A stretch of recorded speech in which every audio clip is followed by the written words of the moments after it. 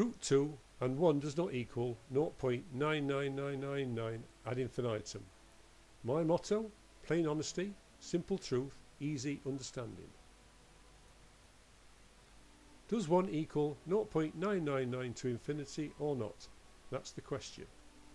Take a truncated value of root 2 with say 10, 20, 50, 100, 20, 500 or even 1000 decimal digits. Delete the last digit to remove rounding up or down errors. Square the truncated value for root 2 and record what you get. You will find that you get a starting sequence of all 9s equally numbered to that of the truncated root 2, followed by the same quantity of random digits. Selecting any particular combination of terminating digits, i.e. 01, 09, 005, has no effect whatsoever. Look at the table provided.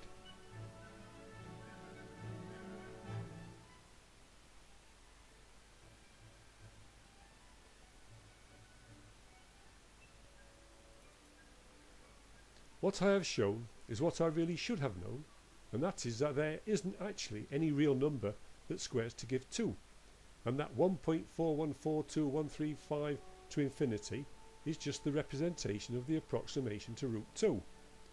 What we have just demonstrated for root 2 is equally true for every other incommensurable square root. So all things being equal, they should give the same number of decimal digits, giving the same number of 9s, but all with different random digits. Note, the integer part of the root will have a disturbing influence on the number of 9s.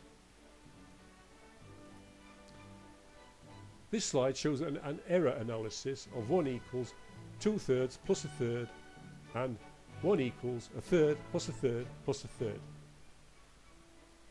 The mathematics is rock solid. Despite the procrastinations of the mathematicians, the error analysis of the finite is equally valid for the infinite, or else the sequence would terminate.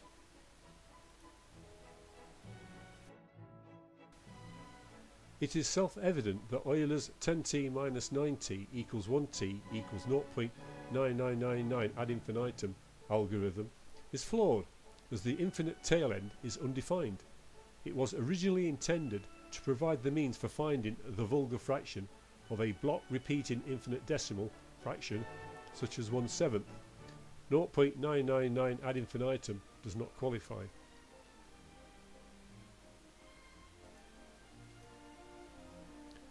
A mathematical misconception is that the sequence 10 to the n minus 1 divided by 10 to the n equals 0.9999 is complete in itself because there is no cipher larger than 9. False.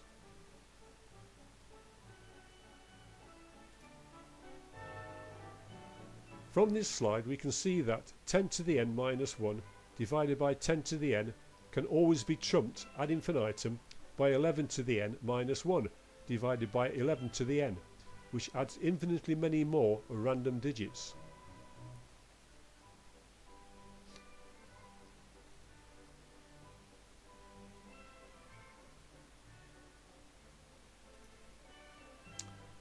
If we take the square root of 0.9999 for a fixed number of 9s, we find that we have the same number of 9s followed by an infinite expansion of the following form that seeks to equal a half divided by 10 to the n, as the following expansion shows.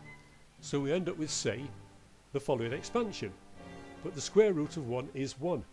It begs the question. The longer the starting sequence of 9s, the closer we are to 5 divided by 10 to the n for the additional digits of the root.